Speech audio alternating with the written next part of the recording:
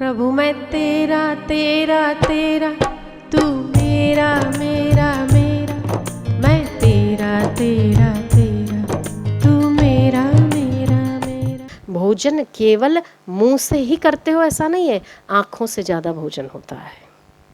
जितने पिक्चरों ने आज बर्बादी कर दी है इंसान की, जितना चारित्र आज गिरा है पिछले 10 वर्षों में, शायद ही इसके पहले इतने सालों में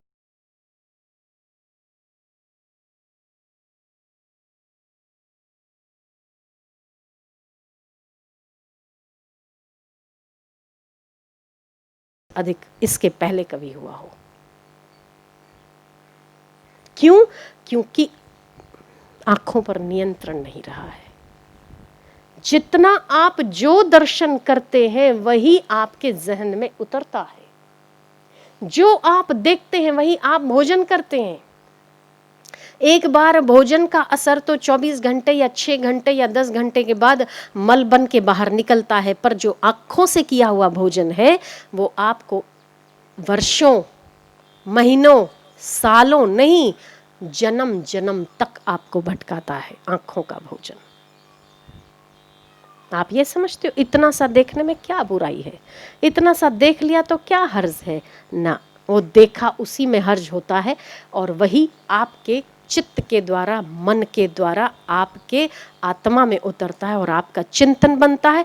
आपका चिंतन बनकर वही संकल्प बनता है, संकल्प सामने आकर आपका कर्म बन जाता है, और वही कर्म आपको नरक और स्वर्ग, हम स्वर्ग और नरक बात की बात नहीं करते, धरती पर ही स्वर्ग है, दुख होता है तो नरक है, सुख होता है तो स्वर्ग है।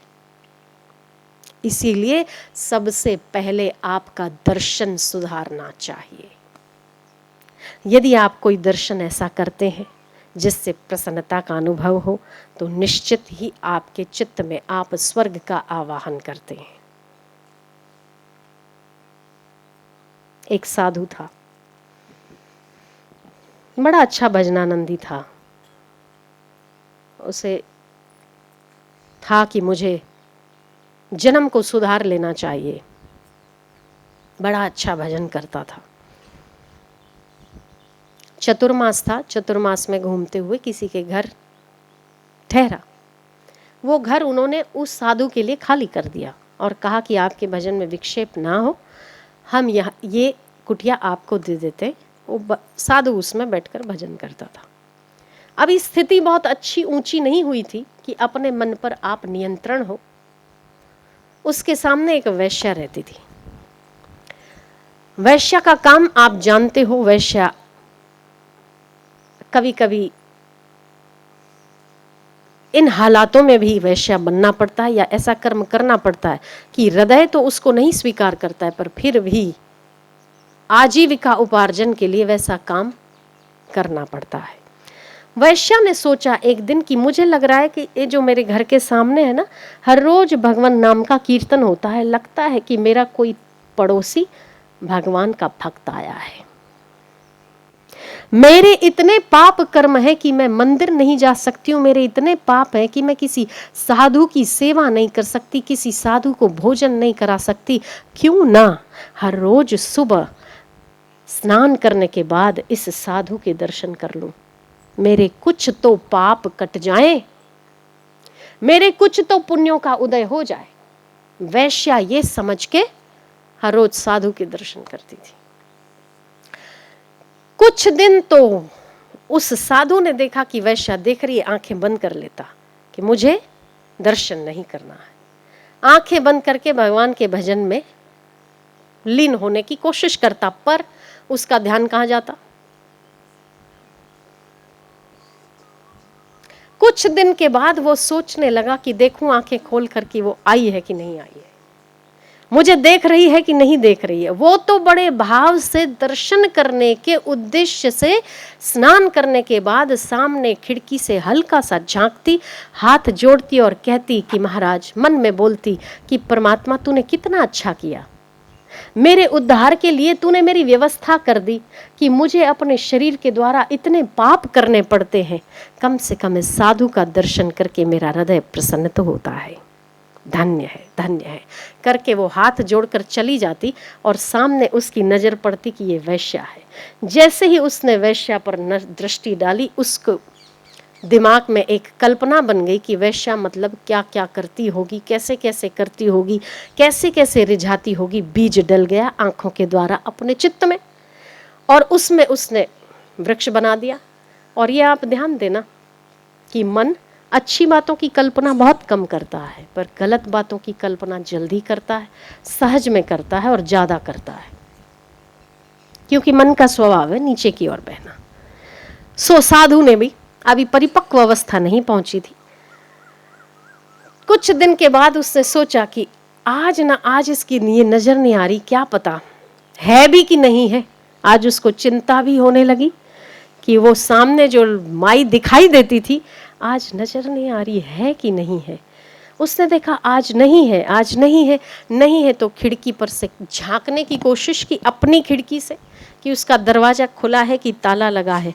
अगर तो ताला नहीं लगा है तो शायद आज स्नान में उसको देर हो गई है और आज लेट आएगी। चिंतन में हो गया ना, जिस चीज का आपको चिंतन होता है आप उसी और यात्रा करते हैं, ये पक्का है।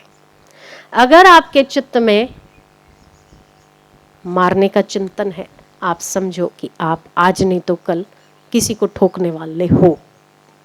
इसीलिए चिंतन को सुधारना चाहिए, या तो ठुकने वाले हो या ठोकने वाले हो। यदि आपका चिंतन विकारों का हो रहा है, आप समझो पक्का आज नहीं तो कल आप विकारों में गिरने वाले हो और दुखी भी साथ साथ होने वाले हो। वो बोनस में मिलता ही मिलता है, वो पक्का समझ लो। जैसा आपका चिंतन होता है वैसा ही आपका मन होता है। तो अपना थर्मोमीटर आपके पास है, कैसे अपना चिंतन देख लो क्या होता है। उस साधु का चिंतन भी गड़बड़ हो गया। वो गड़बड़ चिंतन कहां से हुआ?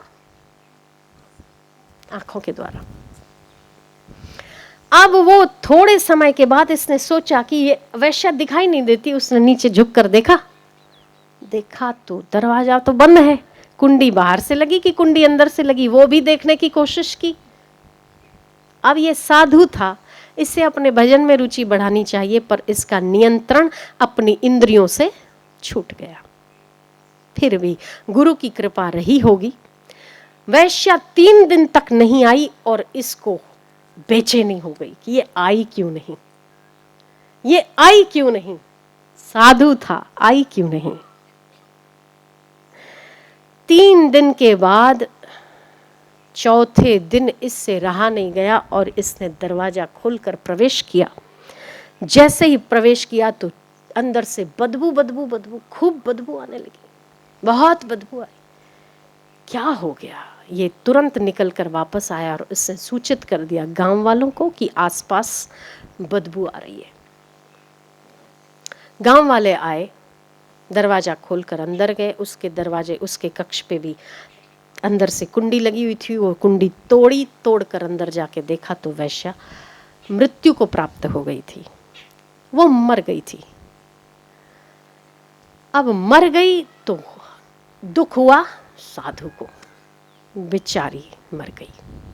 बेचारी क्या, मरनी तो थी, नई बात थोड़ी है। आदमी कोई अगर जिंदा रह जाए ना तो आश्चर्य, अगर मर जाए तो कोई आश्चर्य नहीं। लोग क्यों रोते हैं पता नहीं, पर जैसे कोई नई बात हो गई हो। भाई रूटीन है, पता है मरना तो है ही। अगर कोई जिंदा रह जाए तो बोले पता है 120 साल से जी रहा है, पता है 120 साल से जी रहा है। पर अगर मर गया तो उसमें आश्चर्य क्या है? ऐसे बोले पता है वो मर गया, पता है, तो आश्चर्य नहीं है। मरना आश्चर्य नहीं है, जीना आश्चर्य है। अगर कोई 150 साल का होगा ना तो आप जरूर कहोगे कि 150 साल का और एकदम एकदम स्वस्थ है, एकदम आंखें भी एकदम टिच है उसकी, कान भी बराबर सुनता है। तो बाजू वाला बोलेगा चल अपन मिल के आते हैं, जरा पूछ के तो आते हैं टिप्स की, कैसे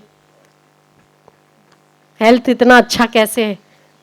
सोचोगे कि नहीं सोचोगे? पक्का 150 साल का कोई आदमी आपको पता चले कि जिंदा है तो आप जरूर उससे मिलने की सोचोगे। तो अगर तो कोई व्यक्ति जी जाए तो आश्चर्य है, मर जाए तो आश्चर्य नहीं है। इसको लगा आश्चर्य, आश्चर्य से ज्यादा उसको लगा ममता। वो ममता कहाँ से हुई? ना उसने कभी उस वेश्या से बात की, ना कभी उसको, मुझे नहीं लगता कि उसने ढंग से देखा होगा, पर केवल और केवल आंखों का इतना दोष रहा कि वो हर रोज सामने आती थी। उसका भाव तो अच्छा था, पर इसका भाव गड़बड़ हो गया और इसका चिंतन हो गया गड़बड़, ये कल्पना में राचने लग गया। वो मर गई, इतने में इसको दुख हुआ तो ये रोने लग गया कि मर गई, मैंने तो बात तक नहीं की थी इससे, तो मर गई, बिना बात करे मर गई, बिना बात करे मर गई। अब ये रोने लग गया। रोते रोते इसको अपने गुरु की याद आई कि गुरुदेव, एक मुई मिली थी जिसको देखकर सुकून मिलता था, आंखों को ठंडक आती थी। इसको क्या पता ये ठंडक नहीं थी, ये धीरे धीरे नीचे गिरने का साधन था। अभी तो अच्छा लग रहा था, अच्छा लगा, उसके बाद चिंतन हुआ, चिंतन के बाद अच्छा हुआ मर गई, नहीं तो कर्म भी हो जाता, और कर्म होने के बाद आदमी आत्मग्लानि से भर जाता है, ये पक्का है। आत्मग्लानि होती तो क्या होता? पाप बढ़ता, दुख होता, फिर उसको वो स्थिति लाने के लिए फिर से मेहनत करनी पड़ती। गुरु कुछ दिनों के बाद वहां से निकले, बोले बेटे आया था हरि भजन को उठन लागा कपास, क्या बात है? बोले कुछ नहीं महाराज, कुछ नहीं, वो थोड़ा सा। बोले क्योंकि दर्शन विपरीत हो गया है। दर्शन विपरीत तो कर्म विपरीत हो गया। हर रोज अपने हृदय में गुरु की छवि को देखने की बजाय तूने उसकी छवि को देखा है, इसीलिए परेशानी है, और कोई परेशानी नहीं। आपके हृदय में श्रद्धा के स्थान पर विकारों ने ले लिया है, इसीलिए परेशानी है। हृदय श्रद्धा का स्थान है, उसमें श्रद्धा ही रहनी चाहिए। जब उसने विकार ले लिया तब कामना ने जन्म लिया, और कामना सदैव दुखों को जन्म देती है। आपके हृदय में हृदयेश्वर को रहना चाहिए, विकारों को नहीं। एक बात लग गई, बड़ा परेशान हुआ, दुखी हुआ, माफी मांगी, अपने गुरु से छोटे में निपट गया, पर फिर भी चिंतन गया नहीं समय रहते। अंततः उसका भी काल आया साधु का, वो भी मरा। जब मर गया तो बहुत शान मान से शहनाइयां बजाकर उसकी आखिरी अंतिम यात्रा निकली। पर दूसरा जन्म जो मिला वो वैश्या को ब्राह्मण के कुल में मिला, जहां पर सत्संग उपलब्ध हो, जहां भगवान नाम सुलभ हो, जहां पर साधु संगति सुलभ हो। वैश्या का जन्म ऐसा हुआ और साधु का जन्म शूद्र के घर में कोढ़ी के रूप में हो गया। केवल आंखों का दोष था। कितना? केवल इतना देखने में क्या हो गया? उस देखने में चिंतन खराब, चिंतन में आदमी आखिर अंतसो गत्वा सो मति, या गति सा मति, या मति सा गति। खैर उसके गुरु ने जब ध्यान लगाकर देखा तो उसको बड़ा दुख हुआ, और उसने कहा कि मेरे चेले, वैश्या की तो गति अच्छी हो गई पर इसकी गति बुरी हो गई। वो बड़े परेशान हुए गुरु, और गुरु ने अपने शिष्यों से कहा देखो, इसीलिए आँखों के द्वारा जो भोजन किया जाए वो अच्छा भोजन किया जाए, फिल्टर होके आपके चित्त में आया जाए, नहीं तो इस चेले की जो गति होती है आपकी भी होगी। आखिर चलो ना अपने गुरु से पूछा कि ऐसा क्यों हुआ। उसका तो वैश्या का काम था, उसने अपने शरीर के द्वारा, अपने चिंतन के द्वारा, अपने कर्मों के द्वारा उसने आखिर हीन कर्म किया है, फिर भी उसकी गति अच्छी क्यों? और साधु ने भजन किया है फिर भी उसकी गति बुरी क्यों? तब उनके गुरु ने जो उपदेश किया समझने जैसा है। उन्होंने कहा कि वैश्या के शरीर ने पाप किया था, ठीक है, इसीलिए उसके शरीर की सजा उसको 3 दिन तक, उसके मृत्यु पर भी कोई आदमी उसे लेने नहीं आया।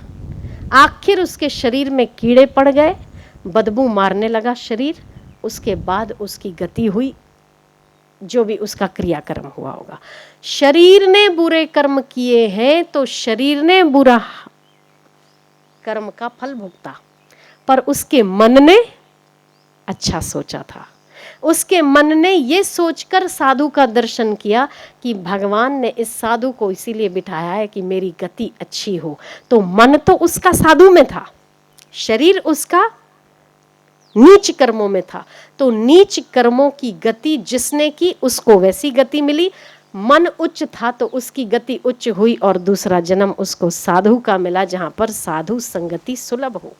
वहीं साधु की गति क्या हुई कि साधु का शरीर तो माला में था, इसीलिए उसके शरीर की गति शहनाई से हुई। ठीक है, शहनाई बजाकर उसकी अंतिम यात्रा निकली, पर मन उसका वैश्या में था, इसीलिए उसे कोढ़ी हो जाना पड़ा। कैसी गतियों का हिसाब किताब होता है, समझने जैसा है। यदि आपका शरीर शुभ कर्म करता है तो शरीर को ही शुभ कर्म का फल मिलता है, और यदि आप मन से नहीं करते हैं तो मन को उसी चीज का फल मिलता है जहां आपका मन है। यहां 2 और 2 4 हिसाब बिल्कुल बराबर है, यहां कोई बांध छोड़ नहीं होती है। साधु का शरीर यदि साधन में था तो उसके शरीर को शहनाई के साथ विदाई हुई। वैश्या का शरीर लिप्त था व्यभिचार में, तो उसकी गति 3 दिन सड़कर हुई, पर उसका मन साधु में था तो उसकी गति कैसी हुई, उसको योनि कैसी मिली, उच्च। और साधु का मन वैश्या में था तो उसकी गति कैसी हुई, उच्च। खैर गुरु मंत्र लिया था, खैर गुरु ने बाद में कृपा वृपा करके फटाफट उसका निपटा के वो जन्म, बाद में फिर से उसकी मुक्ति का यत्न किया। पर कहने का तात्पर्य यह है कि शरीर यदि सत्कर्म में लगा है तो शरीर को ही उसका फल मिलता है। यदि मन के द्वारा भी सत्कर्म किया जाता है तो मन भी उस सुंदर फल का अधिकारी होता है। ये मेरे कथा कहने का तात्पर्य केवल और केवल इतना है कि एक आँखों के द्वारा भोजन करने की गति एक व्यक्ति और साधु की क्या हो सकती है और एक वैश्या की क्या हो सकती है। इसीलिए साधक को बहुत सावधान रहना चाहिए, सुंदर दृश्य देखना चाहिए, सुदर्शन करना चाहिए, ताकि सुचिंतन हो और सुचिंतन का परिणाम सद्गति हो। आप क्या समझते हो? आप आंखें बंद करो और आपको कुछ दृश्य दिखाई देते हैं। किसी ने काटा, किसी ने मारा, किसी ने बहुत बहुत विभिन्न विभिन्न प्रकार के आपको दृश्य दिखाई देते हैं। कैसे दिखाई देते हैं? आपने कहीं देखा है इसीलिए दिखाई देते हैं कि ऐसे ही दिखाई देते हैं? अभी आप आंखें बंद करो और आपको क्या दिखाई देता है? अभी तो आपको दर्शन किए तो वही छवि नजर आएगी। ठीक है, आप दर्शन कर रहे हो, इसीलिए दर्शन का विधान भी इसीलिए है ताकि सुदर्शन होता रहे चित्त में। इसीलिए महीने में एक बार दर्शन के लिए जाना चाहिए, एकादशी को जाना चाहिए। पाक पाक करी ले, पाक पाक नहीं करी सके तो माह माह करी ले।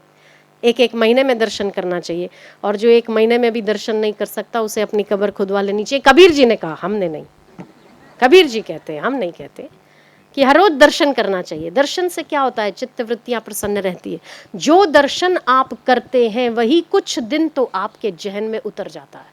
आपको लगता है हमने ये सत्संग सुना, अरे अरे क्या बढ़िया दर्शन हुए। अब आप यहाँ से जाएंगे तभी भी आपका चित्त प्रसन्नता का अनुभव करेगा।